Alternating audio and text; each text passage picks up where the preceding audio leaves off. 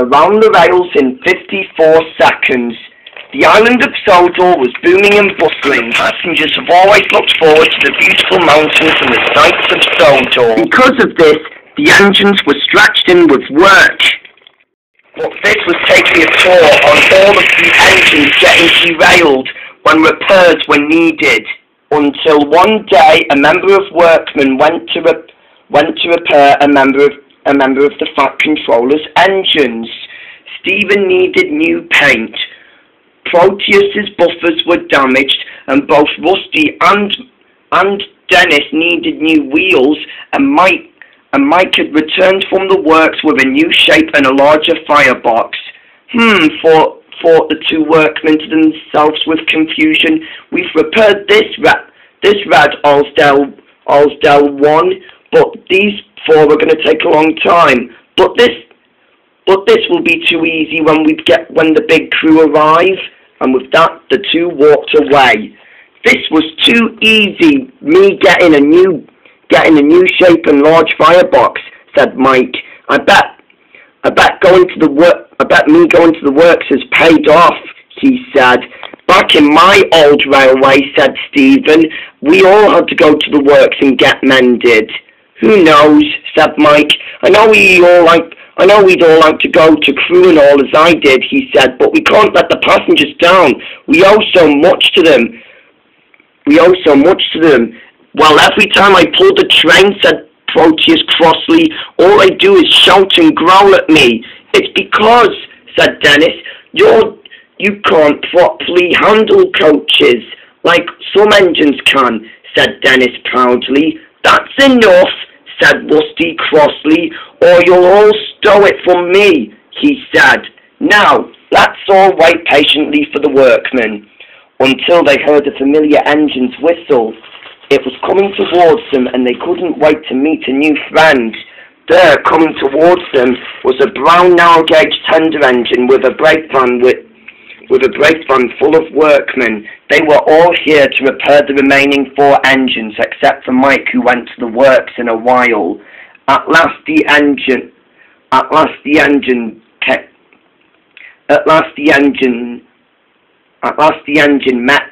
met the other engines.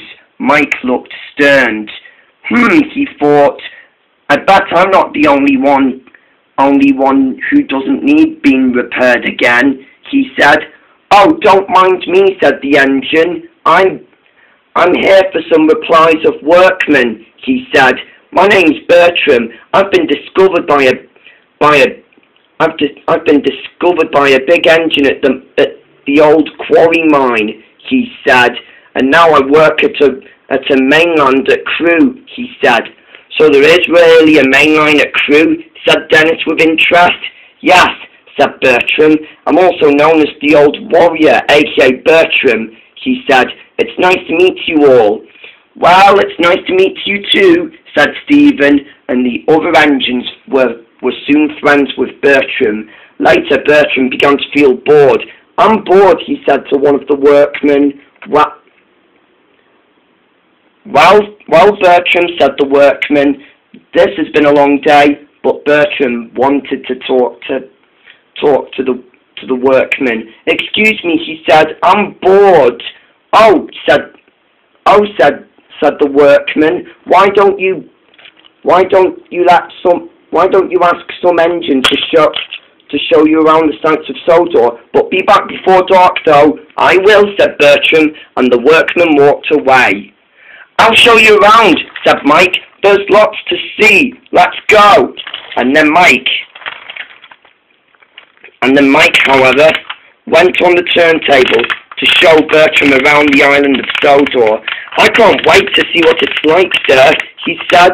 I've never been there before, but it's nice. I know, said Mike. Follow me. And with that, Mike puffed in with Bertram to see and show Bertram around the sights of the island of Sodor. Meanwhile, Mike began showing Bertram around the island of Sodor. Bertram became even more interested.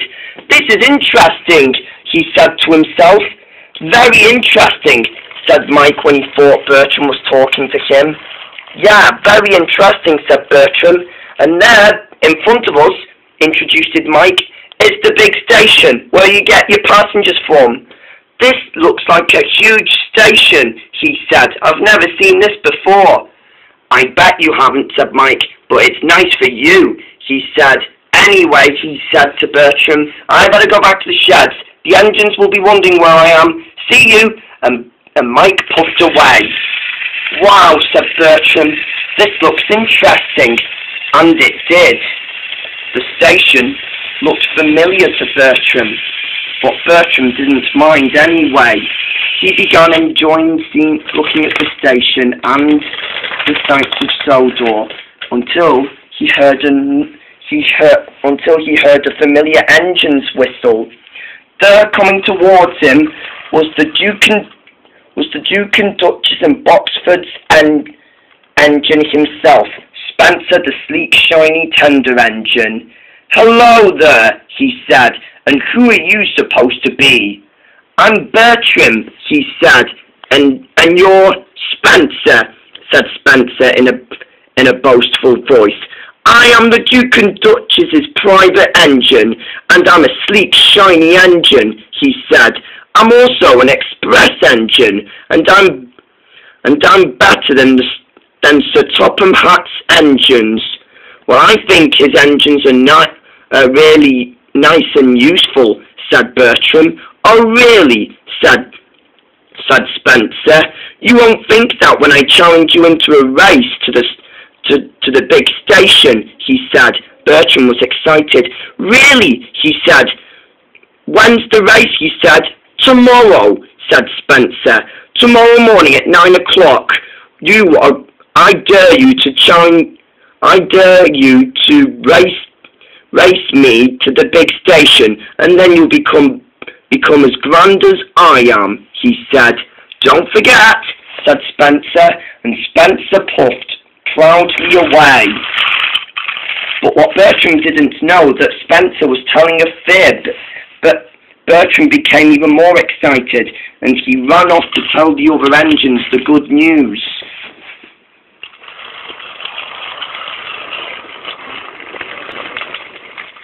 It became night time, and Bertram had just only returned to the sheds. He was telling the other engines about his race with Spencer tomorrow. I'm going to have a race with Spencer tomorrow, he said, to the big station. This is interesting, said Proteus and Rusty. But Stephen, Dennis, and Mike weren't impressed. Spencer is just a big show-off, said Mike. Come on, said Bertram. He isn't that bad. He is, said Dennis. He always shows off, he said. He always thinks he's better than us. But he's not, said Stephen. When I first arrived in this railway, he was very mean to me, he said. Oh, that's a lot of nonsense, said Bertram.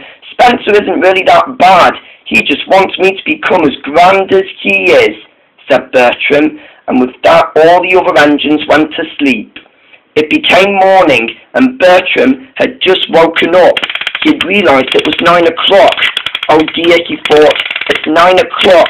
I'd better make it to the station before Spencer. He went on the turntable without his fireman trying to shovel coal in him. Bertram, wait, he said. You forgot your coal. But Bertram didn't listen. He was too worried to listen as he sped along to go to the big station before Spencer. But everywhere Bertram went, he was still worried about Spencer making it to the big station before him. He raced up Shake Bridge and was on the rickety old bridge. It was made out of metal. Bertram realised that he was almost at the station down below. Wow, said Bertram. I've got to make it, or else, he thought. But first I have to cross this dangerous bridge that gives me the creeps, he thought. Suddenly, he saw Spencer with the express. Darn it, he thought.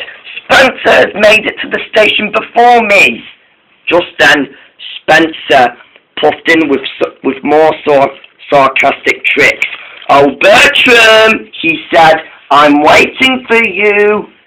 Darn it, said Bertram. I've got to make it. But with his last move, the bridge snapped beneath him. He had left his tender at the bridge, but came tumbling down into the river, and Bertram crashed and landed right into a field next to Spencer. Spencer laughed with cheekiness. "You silly tiny engine," he said with horror. I believe it took you approximately 54 seconds to get here," he said. "I can't believe that some tiny engine like you was destined to become special as I am," he said. "Oh well," he said to Bertram, "settle up next time," and Spencer puffed out of the station. Bertram was upset and realised that he had been tricked. His driver spoke kindly to him. "Don't listen to what he's saying, you know. You are really a grand engine." "Thanks," said Bertram. "That's what every engine in this railway thinks," he said. "But Spencer is just a mean engine," he said. And with that, Bertram felt better, but he also had a plan inside his head of getting payback at Spencer for his trickery.